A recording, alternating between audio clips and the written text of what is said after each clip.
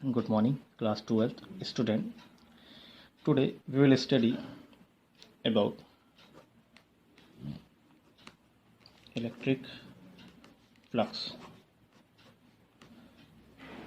So electric flux is denoted by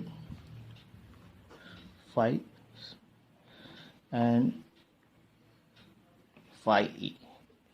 but electric flux पढ़ने से पहले हमको एक क्वांटिटी पढ़ना है जिसको हम लोग पढ़ते हैं एरिया वेक्टर। एरिया वेक्टर क्या होता है? देखिए, अगर एक डायग्राम बनाते हैं, ये आपकी एक्स एक्सिस है, ये वाई है, ये जेड एक्सिस है और एक स्क्वायर है हमारे पास जिसकी साइड्स ए है, ए है, ए है। ठीक है, अब हमसे कहा जा रहा है इसका एरिया वेक्टर आप निकालिए। तो आप एरिया वेक्टर इसका निकालेंगे तो क्या बताएंगे? ए इंटू ए, लेंथ इंटू ब्रेथ। तो आप कहेंगे ए इंटू ए साइड जो होगी। ठीक है, इसको हम ये लिख देते हैं ए बी सी डी। तो आप सिंपली ए स्क्वायर बोल देंगे।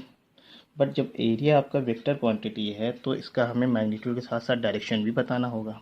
इसका डायरेक्शन क्या होगा? तो डायरेक्शन जो होगा एरिया का, आप ये चीज़ रखिएगा कि मान लीजिए इसका जो प्लेन, जिस प्लेन पे इसका लाई कर रहा है उसके परपेंडिकुलर, जैसे एक्स वाई पे इसका ये स्क्वायर लाई कर रहा है तो इसके परपेंडिकुलर क्या होगा? Z axis.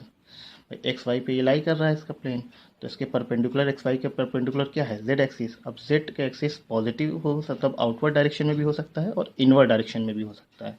तो हम ये बोल सकते हैं ए स्क्वायर के कैप या ए स्क्वायर माइनस के कैप। के कैप मतलब यूनिट वेक्टर जो कि Z along the Z axis direction, और माइनस के मतलब इनवर्ड, बाहर की तरफ या अंदर की तरफ। ये आपका इस तरह से हम लोग एरिया वेक्टर निकालते हैं। ठीक है, मान लीजिए चेंज करते हैं थोड़ा सा, ये x है, ये y है, ये z है। ठीक है, हमने मान लीजिए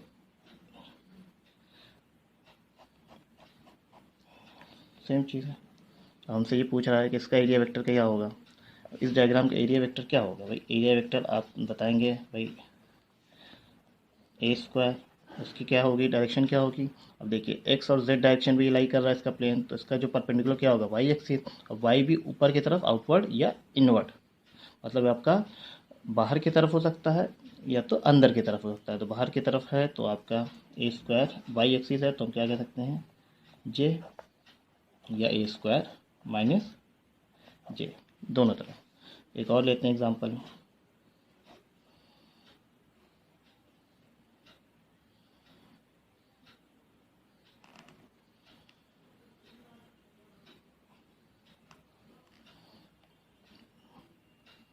ठीक है, इसके का सिलेंड्रिकल का एग्जांपल लेते हैं या दूसरा एग्जांपल लेते हैं।